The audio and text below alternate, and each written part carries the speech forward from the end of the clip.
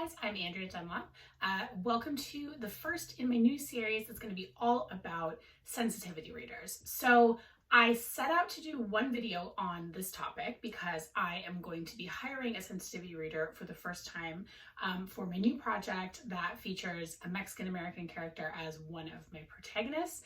And as soon as I dove in, I realized there was just so much about this issue to unpack. It is complex, there is controversy around it, as with anything that's sort of at the intersection of race and culture, which are really the things that I'm interested in talking about vis-a-vis my publishing knowledge at this point.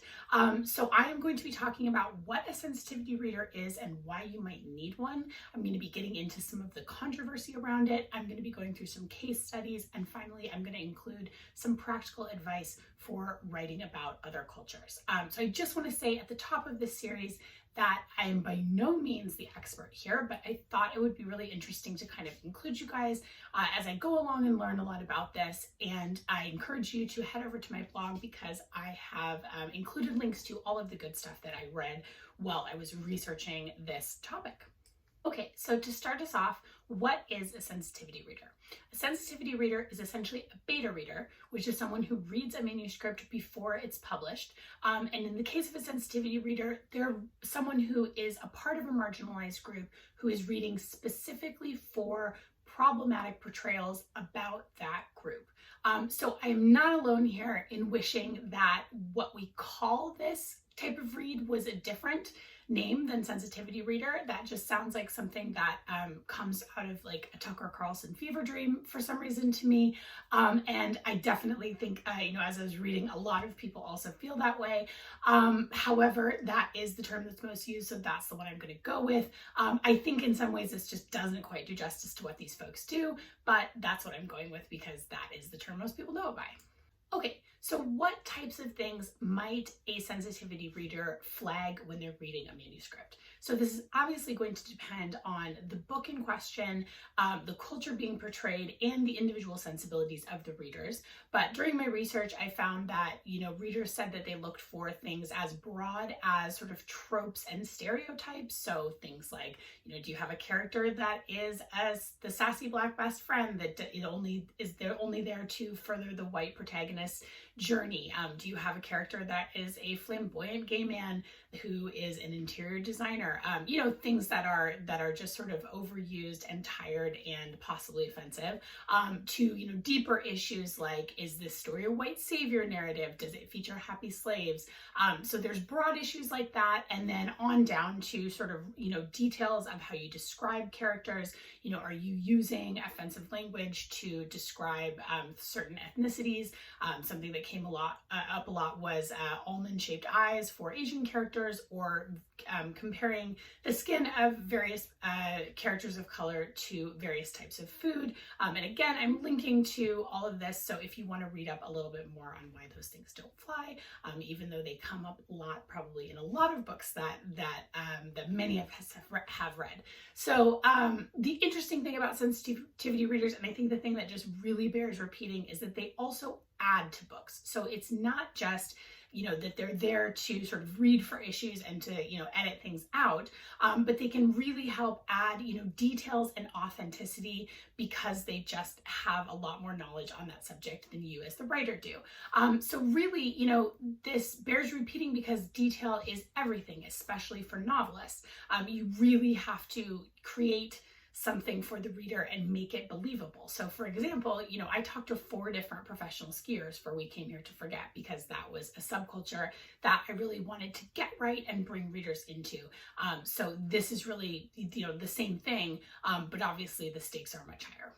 The reason this gets so tricky and controversial so fast is because you're dealing essentially with cultural appropriation, which is when someone from a dominant culture, i.e. white, cisgendered, heterosexual, or male, is borrowing from a marginalized one. So something that I want to emphasize, and that I'm sure I will bring up again, is that no one who I read an interview with said that writers shouldn't do this, because obviously the alternative is outright exclusion of any marginalized group from your books, not writing any characters who come from any other group than your own. And that is obviously problematic for its own reasons. But it's just to say that this is going to take some extra work to pull off. And I think this is especially tricky for writers because we really sort of work alone.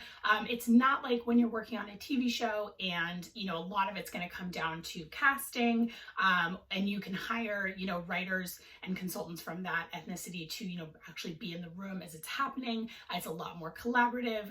Not to say that television and movies often or always get it right, but I think it can be tricky because obviously you are the person creating the story. But this is where, good editors and consultants can really help. And this is basically where sensitivity readers come in. A key piece of framing for this conversation is the concept of own voices. So own voices began as a hashtag created by sci-fi writer Corinne Duvis back in 2015.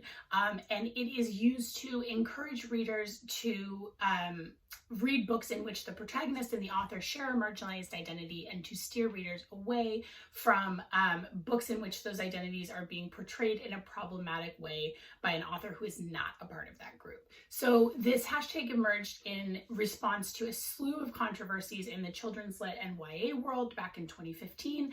And as you'll see, a lot of this conversation first emerges in the young adult and children's lit world. As you can imagine, these issues are even more sensitive when you're talking about books that have impressionable audiences, impressionable young audiences. So those books obviously get additional scrutiny. So since 2015, Own Voices has expanded to encompass reviewers. So the idea of having books about characters from a marginalized identity be reviewed by reviewers who share that identity. And it's kind of evolved as a bit of a shorthand for talking about diversity in publishing. So just to recap publishing's race and representation problems, I obviously did an entire series about that, but you were talking about an industry that is 76% white. 86% of the folks who work in editorial are white. That's cogent because those are the folks who are making the purchasing decisions and who you'll be working most closely with as an author. The industry's biases are reflected in the high instance of comp titles by white authors. So comp titles are what are used to make purchasing decisions, and about 95% of the most comped books are by white authors. This results in big disparities in author advances and less visibility for BIPOC authors overall. So this is kind of what these conversations are in response to. So it's really good to keep in mind. And it underscores the fact that as an author, you cannot leave this job to the industry alone. You need to take accountability for how you're representing various groups and identities in your books. Your name is going to be attached to it. And as you will see when we get into our case studies, many problematic and downright awful things make it all the way through the publishing process. When might you need to hire a sensitivity reader? I think if your main character is from a marginalized group that you're not a part of, especially if you're writing from their perspective, and especially if you're actually writing first person in their voice, that is probably a good time to hire a sensitivity reader, and also to interrogate kind of what your motives are for doing that, as I'll get into when I offer up some practical advice for this.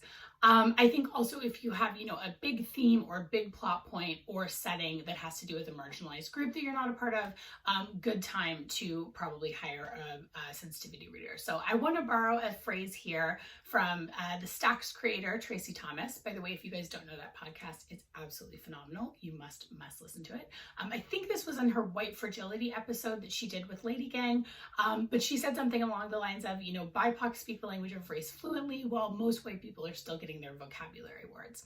I just love that phrase. I think it so neatly encapsulates kind of what is at the heart of this conversation about, about white people in particular, but kind of anyone from a dominant group trying to talk about a marginalized group. Imagine if you were writing a novel with big blocks of French and you weren't a native speaker. You would obviously want someone to take a look at that before you publish it. So to me, this is really the same thing, but again, with much higher stakes. And, sensitivity readers can make your writing better, more authentic, just like any other consultant would. to get much more into this in future videos and when I'm offering practical advice, but just a few points I wanted to make at the end here. This seems like it should go without saying, but hiring a sensitivity reader is obviously not a free pass. No one reader can represent an entire identity or predict how an entire group of people is going to react to your work.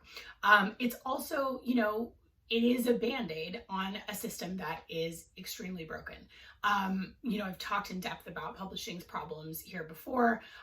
However, those problems are probably not going to get solved by the time that you or I publish my next book. That you publish your next book or I publish my next book.